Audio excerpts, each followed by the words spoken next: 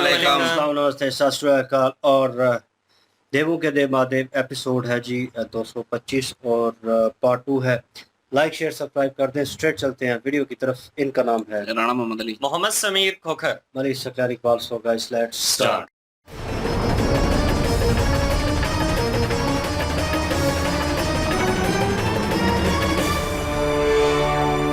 हे उद्याचल पर्वत की पवित्र धरती,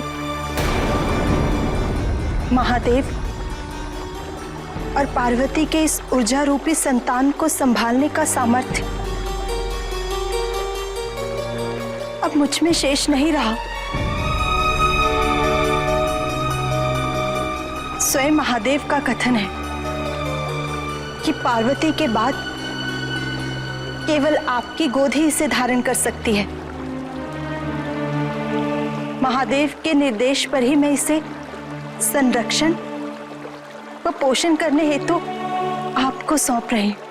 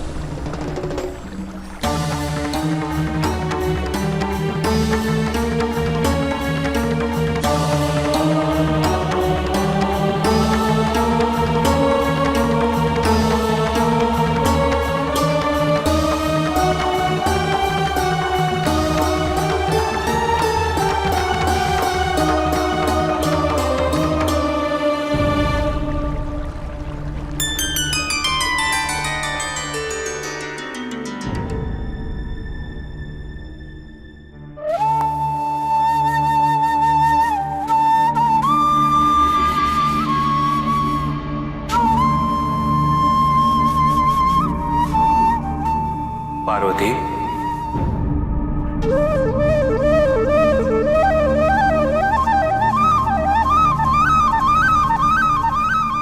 स्वामी, स्वामी हमारा पुत्र कहाँ है? आपने हमें आश्वस्त किया था कि आप हमारे पुत्र को लेकर आएंगे। क्या गंगा ने उसे नहीं सौंपा? हमारा पुत्र गंगा के पास नहीं है पार्वती।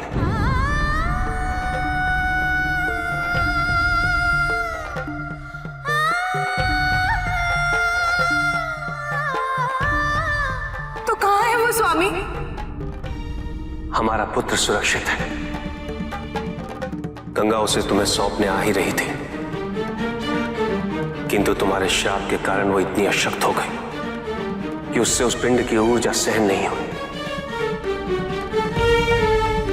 दूसरी ओर उस पिंड का शरीर धारण करने का समय निकट था।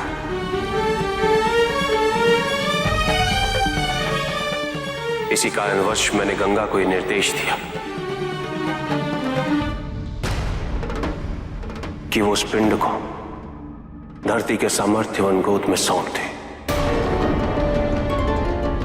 जिससे वो धरती उस पिंड के शरीर धारण करने में सहायक हो।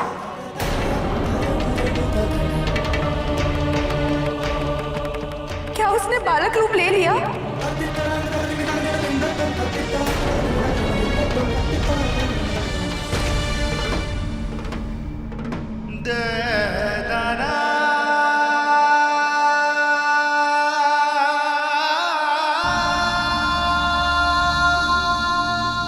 गंगा के धरती को सौंपने के पश्चात वो पिंड सरकंडों से टकराकर 6 भागों में विभाजित हो गया है पार्वती।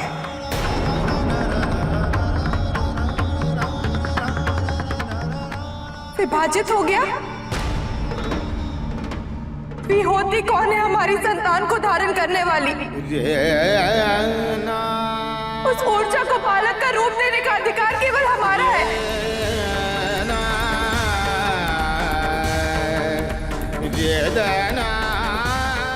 हमारे संतान की रक्षा ना करके पृथ्वी ने बहुत बड़ी भूल की है। इसी कारण हम पृथ्वी को श्राप देते हैं कि वो कभी भी किसी एक की पत्नी नहीं बन पाएंगी। अनेकों भूपति उनके जीवन में आएंगे और उनके सभी पतियों की मृत्यु हो जाएगी। बार बार उन्हें विधवा होने का दुख सहन करना पड़ेगा।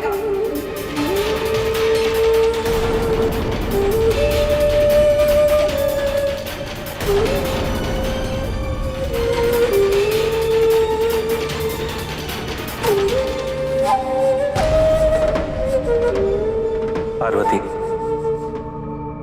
मां के दुख से उत्पन्न हुआ क्रोध उचित है, किंतु दुख कभी भी उस चरम सीमा पर नहीं पहुंचना चाहिए जिससे सृष्टि की व्यवस्था ही भंग होने लगे।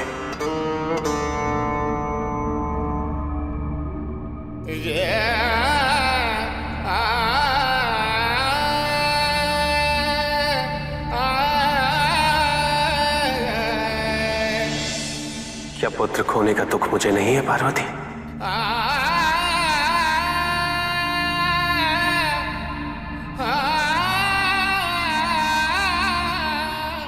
आपकी दुख की तीव्रता से हमारी वेदना कम नहीं होती है स्वामी। मेरे कथन का यह तात्पर्य नहीं था पार्वती। मां का प्रेम अपनी संतान के प्रति अतुलनीय होता है।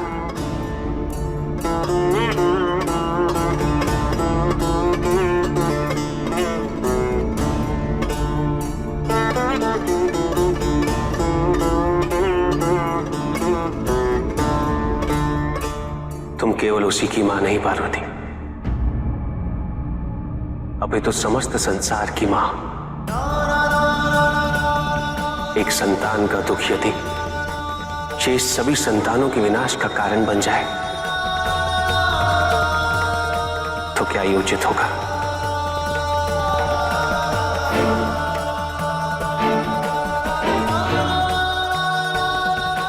मेरा तुमसे आग्रह है पार्वती, शांत हो जाओ। किसी एक की भूल का दंड सारी सृष्टि को ना दो।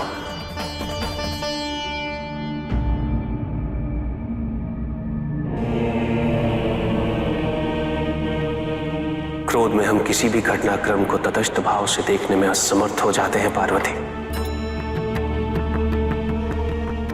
स्मरण करो पार्वती, मैंने तुमसे पहले भी कहा था हमारे पुत्र का जन्म पूर्व निर्धारित है। उसी प्रकार देवता, धरती, गंगा के पोषण से उसमें उनके गुण विद्यमान होना पूर्व निश्चित है। हमारा पुत्र संपूर्ण होगा पार्वती। मेरे इस कथन पर तो विश्वास कर सकती हो। तो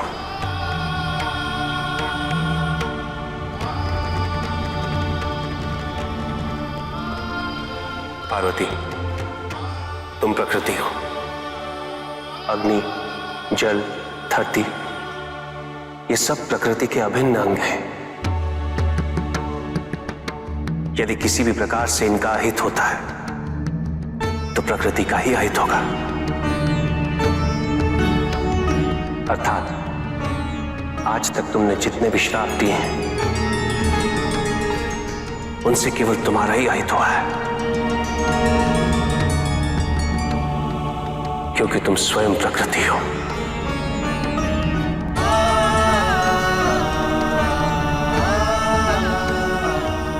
केवल तुम ही नहीं, अभी तो मैं भी इस श्राप का भागी बन चुका हूं, क्योंकि अग्निदेव में जो पुरुष तत्व है वो मैं ही हूं।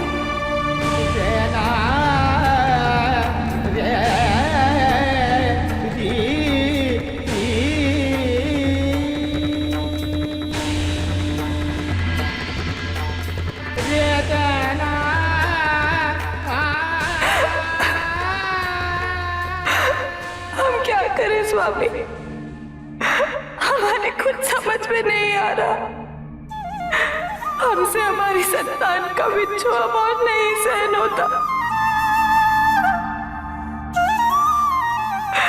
हमें हमारा पुत्र चाहिए स्वामी।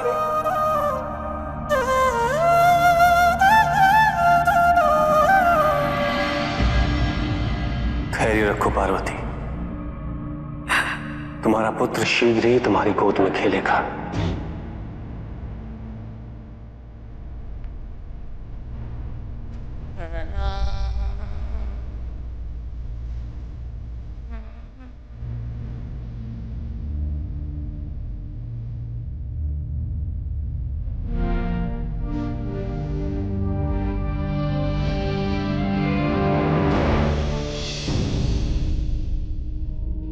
जी, यहाँ पे शिव जी और माता पार्वती जी के जो मिलन से ऊर्जा निकली थी वो गंगा जी के पास थी, और गंगा जी की जो बर्दाश्त की एक हद थी ना वो बिल्कुल खत्म हो चुकी थी, क्योंकि माता पार्वती जी जो हैं उनकी तरफ से उनको श्राप मिल चुका था, और वो उस ऊर्जा की तपश जो है ना मजीद सहन नहीं कर पाई। फिर उनको शिव जी ने मशवरा दिया, शिव जी ने उनको बताया कि इस ऊर्जा को अगर कोई बर्दाश्त कर सकता है तो एक तो पार्वती माता है और दूसरी जो है वो धरती है।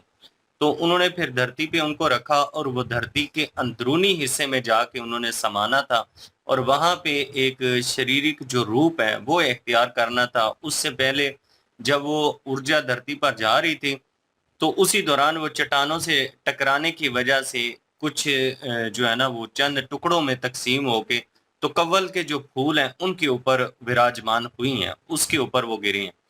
अब यहाँ पे पार्वती माता जी जो हैं वो ये ही समझ रही थी कि वो ऊर्जा जो है वो गंगा जी के पास है, और गंगा जी अपनी शनाख्त देना चाहती हैं, और अपनी शनाख्त देने के बाद उनको जो शारीरिक सूरत है, जो शारीरिक रूप है उसमें धारण करवाना चाहती हैं, लेकिन ऐसा नहीं हुआ।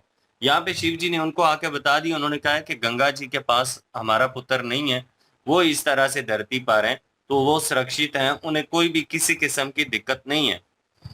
अब यहाँ पे पार्वती माता जी जो हैं वो बिल्कुल जज्बात में है, क्योंकि वो एक माता है, तो वो अपनी संतान की उस जुदाई को जो है ना बर्दाश्त नहीं कर पा रही, जिसकी वजह से सबको श्राप मिल रहा है। यहाँ पे सबसे पहले तो वो क्या नाम है उनका, अग्निदेव, उनको श्राप मिला, उसके बाद श्राप मिला गंगा जी को, उसके बाद अब धरती जो थी उनको भी श्राप मिल चुका है। उनको भी पार्वती माता ने ये कहा कि आपके जितने भी पति हैं वो होंगे तो जरूर, लेकिन वो टिकेंगे नहीं आपकी जिंदगी में, आप हमेशा विधवा ही रहेंगी। तो ये शराब सुनने के बाद शिव जी फिर उनको समझाने लग गए हैं, और वो कह रहे थे कि आप ममता के जो जज्बात हैं उनके ऊपर थोड़ा सा कंट्रोल कीजिए, जरा महसूस तो कीजिए कि आप शराब दे किसको रही हैं।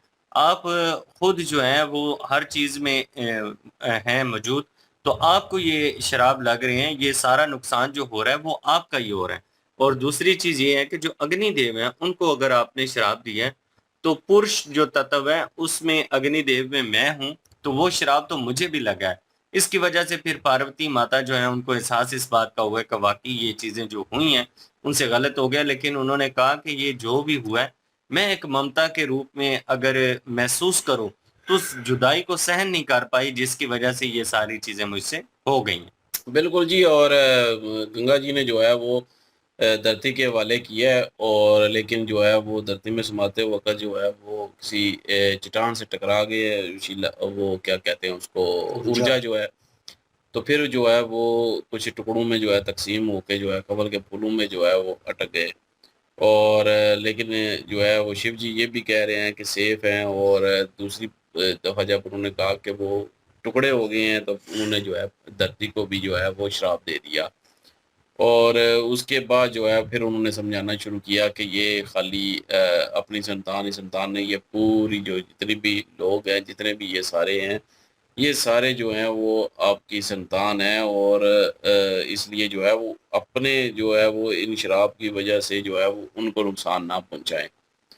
तो दूसरा उन्होंने कहा कि अगर ये जो आप प्रकृति है, और ये जो जल है, अग्नि है, और ये धरती है, ये अपना प्रकृति के जो है वो अंश है।